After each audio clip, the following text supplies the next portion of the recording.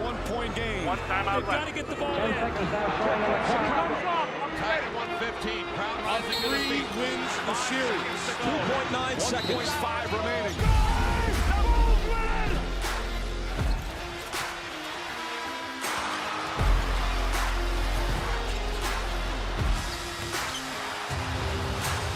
That chess match that goes back and forth, different style, everybody's got to be ready. Watch this fantastic move by the doctor. Are you not happy or? Still to be happy about. Job's not finished. Bryant to shot.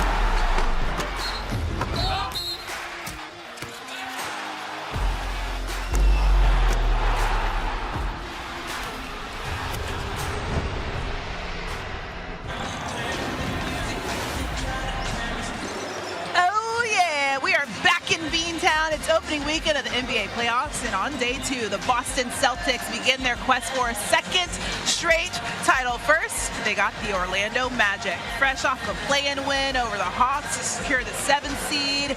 We got plenty more on this one, plus all the action from a packed weekend of NBA playoff basketball already in full swing. Welcome to Hoop Streams presented by DoorDash. I am merely Christine Williamson. I would like everybody to give a very warm ESPN welcome to the one, the only, John Henson, making his ESPN debut. Hello and welcome. That video got me hype. I know, right? I'm ready to go out there and play. I'm done, but, you know, it'll be fun to watch. Okay, but you've already been showing off that you still have your basketball reflexes. Right. He's been saving some balls over here, so he's in full playoff form. John, how excited are you to start this playoff season? It's fun. This is going to be a fun playoffs because we don't really have like a super high favorite. You know, you got OKC, you got Cleveland. Boston's a 2 seed, defending champ. So this is going to be really interesting to see what happens if everything goes right and maybe Cleveland, Boston end up fighting for a chance at the finals. It'll certainly be a lot of fun. I want to talk to you a little bit because we were talking a little bit before the show about how you've played in TD Garden, and it just gets hype here. Obviously, Eastern Conference. What is it like? What is the feeling like when you're about to play playoff basketball? Well, you know, game 1, particularly in the first round, is very important. Besides the 1A series, the team that wins game 1 in the first round goes to win the series 80% of the time. Oh, wow. So it's serious business right now. So right now, both teams are locked in. And my last playoff game was actually in Boston before I was not in the NBA anymore. So this is kind of nostalgic a little bit. Okay, so I was talking to Mark J. Spears earlier today. He was talking about how Paolo Banchero likes playing in TD Garden. Why would a player like playing here? Because it's a nice crowd. They get after it. We talked about earlier, I told you the fans here, it's 2:30, 3 o'clock now. So, you know, there's a lot of bars around. I'm just saying. It's they get after it. They're already outside, just so you guys know. Okay, so we'll talk a little bit more about this game in a little bit, but first we have to talk about some games that already went down. Let's go to the Western Conference for this first one.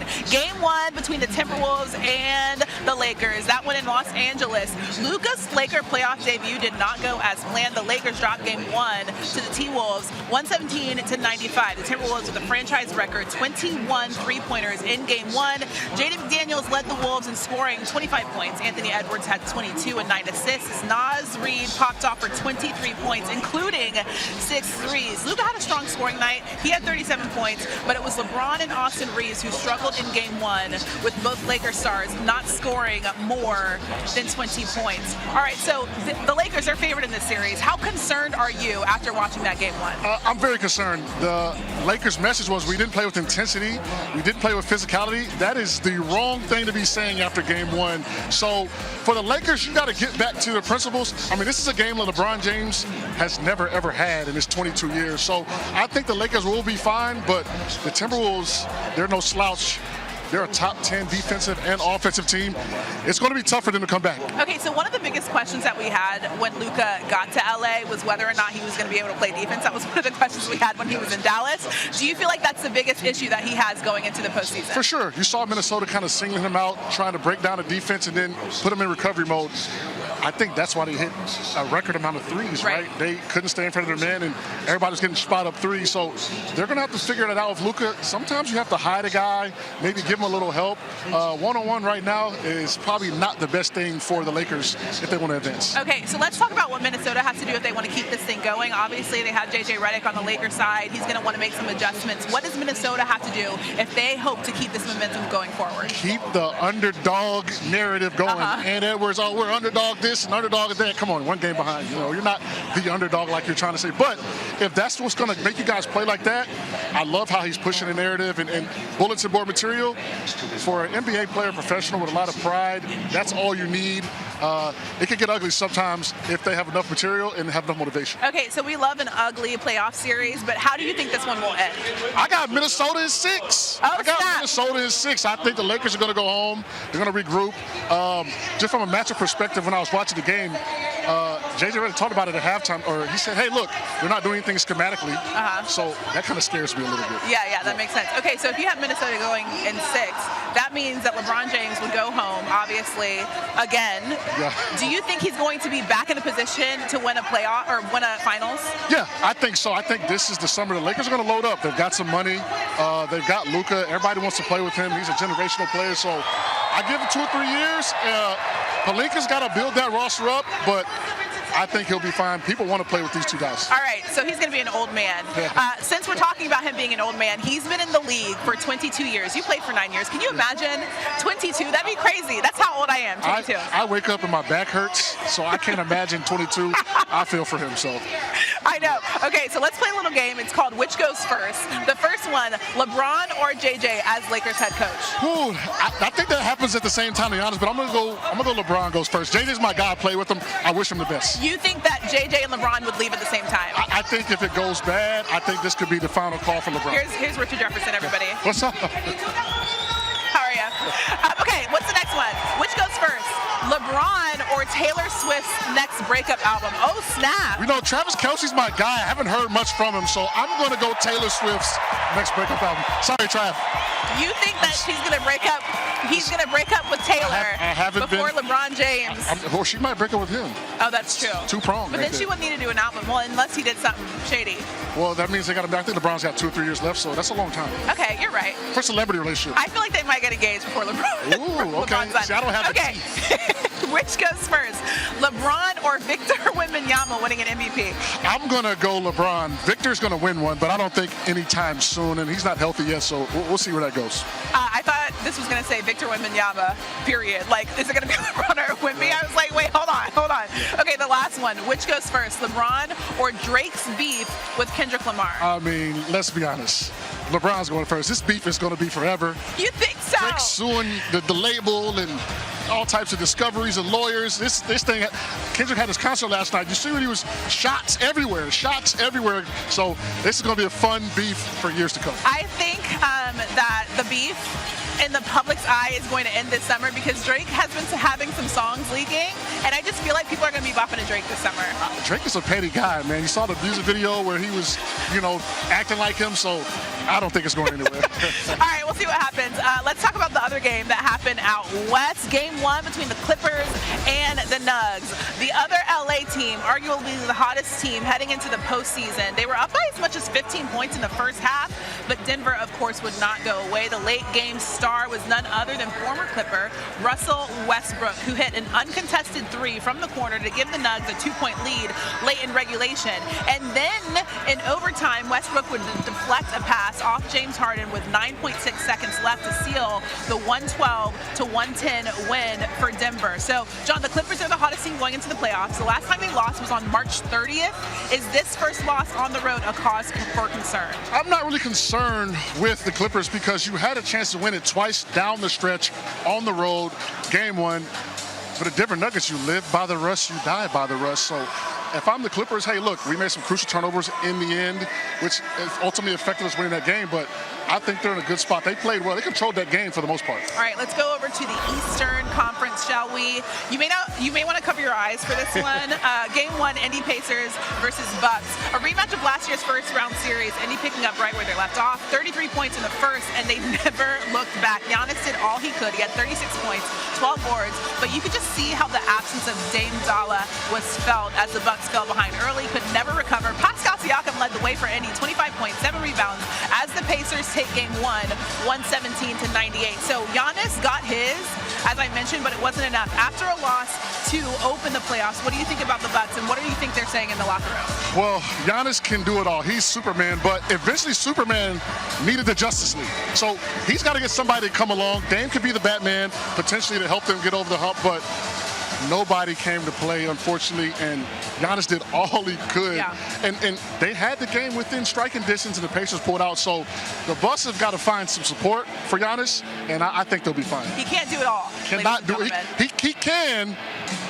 Not all the time. We don't need him to. Exactly. All right, let's go to the concrete jungle where dreams are made of. That is New York. Over in the East, game 1 between the Knicks and the Pistons and MSG. Detroit in the playoffs for the first time in 6 years. They were in control for most of this one, but then Jalen Brunson happened. He led the comeback in the fourth, and the Knicks opened up a 21-0 run, would seal the deal as Brunson and Campaign combined for 17 points during that stretch.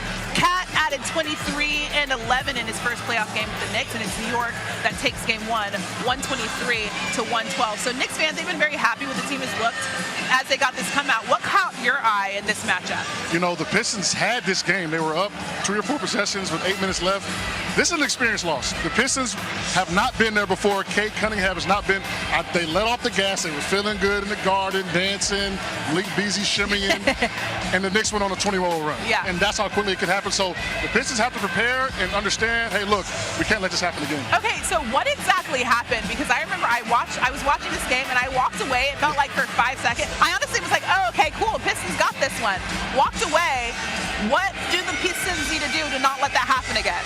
They've got to tighten up on defense. They let the Knicks kind of score at will, get rolling. Jalen Brunson and 1, fast breaks. When you're up 3 or 4 possessions at the end of a playoff game, it is crucial to get a good shot. They did not do that and got the Knicks rolling, and the Knicks are good. Yeah. Let's not trip. The Knicks are really good, so that's what happens when you play against a good team and you let the breaks. Yeah, they're young. Again, I mentioned that they hadn't been in the playoffs in a while. We'll see if they're able to turn around in game 2. Time now for the Game Changers presented by Cheez-Its. John, who do you have your eye on in the playoffs this year? I got Luka Doncic right here, the Don. You know, he has taken this Lakers team over. We saw how game 1 went down last night. It was not pretty at all, but they secured a number 1 seed and what could be a doable path for the Lakers. With Lakers down 0-1, I think we're going to see some vintage Luka tomorrow. Next up, how about Kawhi Leonard? A finally healthier Kawhi Leonard at that. The Clippers are red hot, 10-1 in their last 11 games. He was very efficient last game, but did have 7 turnovers, which ultimately caused them a loss. This Clipper squad is the last team that a potentially distracted Nuggets team wants to see right now. Their success will be determined depending on how Kawhi Leonard plays in this series. And finally, it's about time to introduce Cade Cunningham to the world. He flirted with a triple-double in his loss last night. Detroit, stand up. This kid is about to show the world why the Pistons are finally back in the postseason. Dare I say the potential face of the league in the future? This is how good he has looked and why I've got my eye on that Pistons-Knicks series. Okay, Detroit basketball. I mean, obviously they'll have to turn it around a little bit in the postseason. We'll see what they're able to do. Okay, your list had me thinking about a list that I wanted to come up with myself. Okay. This is going to be a list of all the people that have been in the league forever and still they don't have a ring. All right, some guys that we might be rooting for in the postseason. Mike Conley has been in the league 18 seasons. Russell Westbrook, 17. James Harden, 16. DeMar DeRozan, 16. And then Jimmy Buckets there at the bottom, 14 seasons. When you look at this list, I feel like there's got to be a guy that you're rooting for the most. Who do you want to win one? I think I got to go Harden or Jimmy Butler. They've grinded it out. You know, Conley's a star, Westbrook as well, but Harden and Butler are incremental to the team's success. So those are 2 guys I want to see win. James Harden is 1 Chris Paul hamstring away from a finals appearance. Yeah. So you choose. Okay, I'm not gonna lie though. You did choose 2 guys that are low-key problematic. Yeah. And that's why they've been going from team to team. They're enigmas. Right. Okay, we'll see what happens. Well, hopefully they're able to get one. Who do you think is most likely to get one on that list? Ooh, I'm going to probably, if I got to choose, let's go Conley, because he can ride the Ant Edwards wave. So Conley can stay there long enough, he might get one. If he can stay there long enough, Yes. which is what Jimmy Butler and James Harden have a problem doing. Yes. We'll talk about that a little bit later. Let's talk about another list that went a little bit viral this week, and of course it is Stephen A's list. He has a list of who he thinks it has the most pressure this season to win the championship. LeBron James, Stephen Curry, Anthony Edwards, Dame Zala, and Jayson Tatum. I feel like Damian Lillard is an asterisk right there because obviously he's not healthy right now. Who do you think has the most pressure? I'm going to go Edwards. LeBron has rings. Curry has rings. Lillard, you could say, but he's hurt. Tatum has a ring, so he's playing with house money this year. So I don't know if I believe these guys are under the most pressure. I go with guys that need rings to cement their legacy. That's what my list is going to go to. Okay, so who do you have on that list? You got Harden, Towns, Donovan Mitchell, and Luka Doncic and Jimmy Butler. Those are the guys I have, with Harden kind of being my top guy because for what he's done in his career, we don't talk about it a lot. He's been one of the best players to ever play this game. A ring would just cement his Hall of Fame ballot. Okay, so I asked you on the last list, who do you think is most likely to win a title? From your list, who do you think is least likely to win a title? Now, this year? In general. I'm going Luka. Kind of cheating because they're not. Ever? Oh, no, ever? Oh, yeah. Oh, ever? Ooh. Jimmy Butler. Okay, why is that? The Warriors window is probably closed. Okay. This is probably their last couple of years. He signed a 2-year extension, so they've got 2 years to win it. I don't think with the West, how OKC looks, they just won about 50. It's going to be tough. And most likely, do you think, on that list? I'm going to have to go, it's tough. I'll go Luka. That makes sense. But it depends on when he gets it done. Because if LeBron isn't in LA, let's just say he's done. Do you think Luka can get it done? Obviously, we don't have no idea what the team would look like, but do you think he can get it done? I think he's young enough. He will be in the mix. Kind of how Jayson Tatum just finals after finals, getting to the end. If you can stay in there long enough, you can break through. The Bucks did the same thing as well. All right, we'll see if he's able to get it done eventually. You're watching Hoop Streams presented by DoorDash. We'll see what's going to happen. Well, how much time do we have until game time? About 15, 14 minutes until the game tips off between the Magic and the Celtics. Boston looking to defend the crown, go back-to-back. They start things off at home here against Orlando. One of the players that we've got our eye on, you mentioned him a little bit ago, it's Jayson Tatum. With that in mind, it's time now for the player to watch, Dash Pass by DoorDash. If the Celtics are going to repeat, we know that they're going to need their guy, Jayson Tatum. The Celtics picked up right where they left off last season, leading the team to another 60-win season. The Celtics also set league records for three-pointers made in attempts in a single season. They tied the 96 Bulls for third best road record in a single season, 33-8. As we are joined now, okay, so you're so cheating. You can't see her right now. Abby Chen is here with us, and I just want to say, I almost wore my heels because I was like, I want to give Abby a little bit of, I wanted to be on your level, and now she's standing on a box. You can't see it, but just so you know, now we're actually the same height, so it's perfect. Right. I travel with my own Apple box. That's good. I love that for you. It's a must. I love that for you. First, before we get started and talking a little bit more about this game and Jayson Tatum specifically, how excited are you to be here? The playoffs starting today in TD Garden. This is not anything new for Jayson Tatum. As we know, he has been to the playoffs every year of his career. He is approaching this like every other season. And the one thing that you know about Jayson is all he cares about is winning. We saw that through the championship run a year ago, and he is approaching this run the same. So what is the locker room saying, obviously, about Jayson Tatum and how they're going to carry out through this postseason? The locker room has ultimate faith in Jayson. We've seen it in his clutch numbers. If you look at the numbers, they are there. We've also seen him develop and get better every season. This year, for him, it has been all about running an offense, playing off the guys, making right decisions in a timely manner. He's gotten so much better at that. And you saw it last year. The Celtics with Jaylen Brown, Jayson not necessarily deferring, but when defenses load up against him, the Celtics have the weapons to create whatever is necessary around him. So we saw Jaylen Brown win Eastern Conference Finals MVP along with NBA Finals MVP. Jayson is just fine doing whatever it takes and what is most important to win. Okay, so she says he's just fine doing whatever it takes. What do you expect to see out of Jayson Tatum in this postseason? Depending on the health of Jaylen Brown, obviously we don't know, but I will say a pain-free shot people are like, is he on a pain-free shot? God knows it's pain-free. You feel good. For how long? Yeah, right. That's the real question. How long is it going to last? I think he can make it a month. Just the summer's going to be a little tough, right? So I think Jayson is going to do what he does. See what happens, see how teams are guarding him. If it's his time, it's his time. If he needs to defer, he defers. He got him a ring once. Why not? Yeah, we'll see if they're able to go back-to-back, obviously. You know how you got that snub? And there was is there a little chip on his shoulder, you think, after you got that Olympic snub? Well, you know, I was looking it up last night. A lot of little Instagram story posts and likes on Twitter or X now. He's 100% motivated. Coming off a championship, for him not to play as much as he wanted, I always say they can find some time for Jayson Tatum. Come on now, it's Jayson Tatum. So that's extra motivation, something that the Celtics probably don't need. So shout out to Steve Kerr. Do you know anything about whether or not that's giving him a chip on his shoulder at all? I don't believe that it is. It was a talking point, no question, coming out of the summer and in training camp, but since then, it really hasn't been mentioned. I think Jayson is very comfortable with where he is when it comes to superstars in the NBA, knows what he's capable of, and I think that winning the championship last year certainly took that monkey off of his back, and we heard him. He said all of the right things coming out of the Summer Olympics, and I think that he really does believe and understand that it's all about winning championships, especially here in Boston. And as we get close there, He did say, Vince Staples tweeted, Jayson Tatum, we're going to avenge Jayson Tatum after the Olympics, and Jayson Tatum did repost it, so who knows? And I will say, if this does become a Celtics-Warriors finals, then I think heck yeah. that gets brought back up. Okay, so if Jayson Tatum or any player scores 50 points tonight, Dash Pass members get a free Tinder combo from Wingstop tomorrow on DoorDash. Terms apply, so keep an eye out for that. All right, so Abby, Jaylen Brown has been battling that nagging knee injury this year. What can you tell us about his health?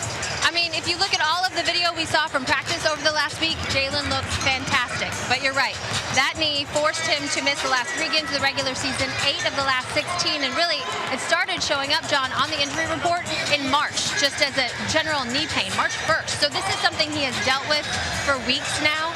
It is something that you talk to him, you talk to his teammates, he's very comfortable with, particularly where that knee is at going into the postseason. But John, like you said, I feel like this is something that they are going to have to stay on top of. When it comes to the Celtics, injuries are really the only thing, in my mind, that can stop them.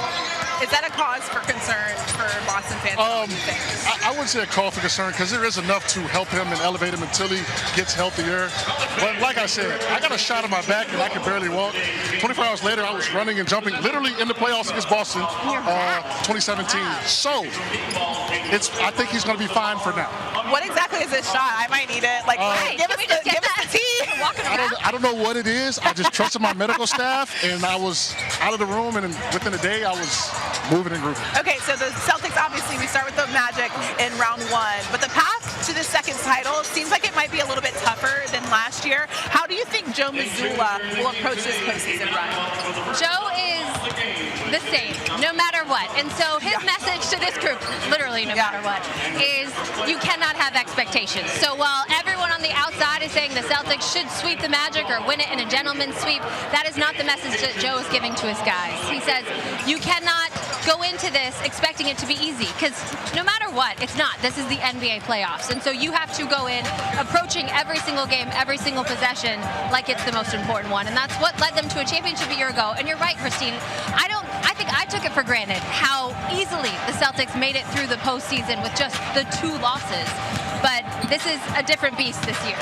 The balls are flying fast and furiously. I just want to say something really fast. Somebody in my ear just told me to step to my left, and I took a little bit of a step. If I had taken a full step, I would have gotten taken out by that basketball. Game of inches. So I just want to say, well done. It's like I had a 6th sense or something. Okay, so we know a little bit about Joe Mazzulla. Obviously, you haven't played for him, but knowing what you know about Joe Mazzulla, what do you think as a player it's like to play for a coach like that? I love Joe Mazzulla as a player's coach. I didn't really get to play for a player's coach until later in my career. Jason Kidd somewhat, even Mike Budenholzer. So to have a coach that's been on that level, that can talk to that level, and just keep everyone calm and don't set expectations, it's amazing. He's a perfect coach for this team because at the end of the day, the players have to go out there and do their job. They have the leadership. It's on him to keep everybody involved, everybody in check, and keep egos where they need to be, and go win a championship. Okay, so here's what we know about these two teams. The Magic, they did win the regular season series 2-1. So what exactly is the game plan for the Magic to try to take out the defending champs? Well, Magic are good in defensively. They're second-ranked defensive team in the league, but they have to be able to score. Don't know how they're going to do it, right? It's going to be a struggle. It's been a struggle all year. But if they can't score, they're not beating the Celtics team. I don't care how good defense you play. So they've got to find a way to put the ball in the hole, and it's going to be a team effort. If I've ever said a team effort, this is going to be a team effort for Magic to win this. So do you think that Orlando's guards, Anthony Mack, Cole Anthony, KCP, can match up against Boston's guards? Ooh, they got 2 gold medalists, all-star. Right. It's going to be tough. Like I said, it's going to be a committee. Gary Harris, Cole Anthony, all those guys are going to have to come together collectively because this Boston Celtics team, they're champions. Yeah. And they're really good. So it's going to be tough. But I think the Celtics win the guard matchup. Abby, what do you make of Boston's guard play? I mean, we call them the stock exchange and Drew Holiday and Derek White, and I feel like a broken record talking about whatever it takes to win, but those are two guys who are willing and able to do whatever it takes to win. Drew Holiday, we know, is a guy who is capable of scoring 50 points a night. This team, that's not what they need from him. And he, I would argue, sacrifices more than anyone else in that top 6. Just giving the team what it needs. And then you have Derek White, who is the best shot-blocking guard in the NBA. Never out of a play, and just so fun to watch. He's the real glue guy for this group. So I do give advantage Celtics. I will say in those 2 losses in the regular season to Orlando, one of them was one of the last games of the season. The Celtics sat their top 6 while Orlando was motivated, looking to lock into that 7th seed. And then the first matchup was back in December, right after Kristaps Porzingis had come back, and the Celtics were really still trying to figure out how to work him back in. All right, so the matchup is now going to start in about 5-ish minutes or so. Who do you think takes game 1? I'm going to go Celtics. If we're talking win, we're talking spread, that's a whole different ball game. But for now, I'm going to go Celtics win game 1. They're primed and ready. Why is that? They're former champions. This is their first test on the journey to a repeat, and I think they're going to pass with flying colors. Abby, I feel like I can't ask you this question without a bias, but I'm going to ask you this question. Who do you think takes game 1?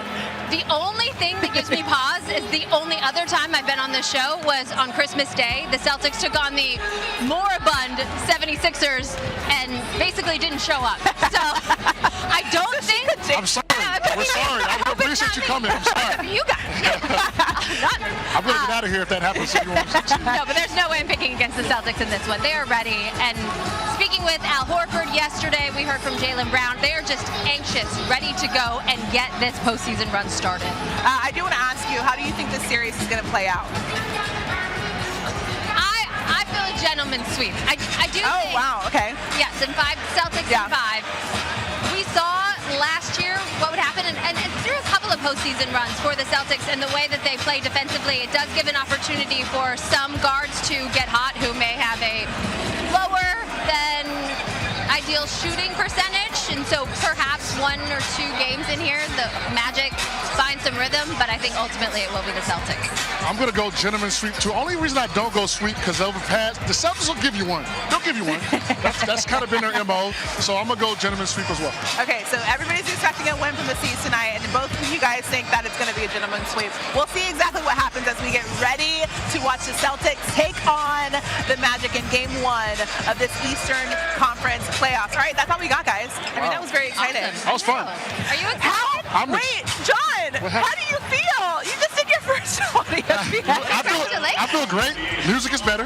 We talked about it. Yes, listen, the pregame music, Abby, you might know something about this. What was going on a little bit ago? The music was awful. I mean, sometimes there can be a theme night that was there a It was very odd that, music here at The DJ doesn't get going until the building fills up. So that's all. He was holding back. He was holding back. Okay, so you feel good? How do you feel? This is fun. I love this. Okay, great. I'm glad you had fun, Abby. Thank you so much for joining us. Thank you guys so much for watching Hoop Streams presented by DoorDash. As you know, the NBA playoffs, they continue right on ESPN between the Boston Celtics and the Magic.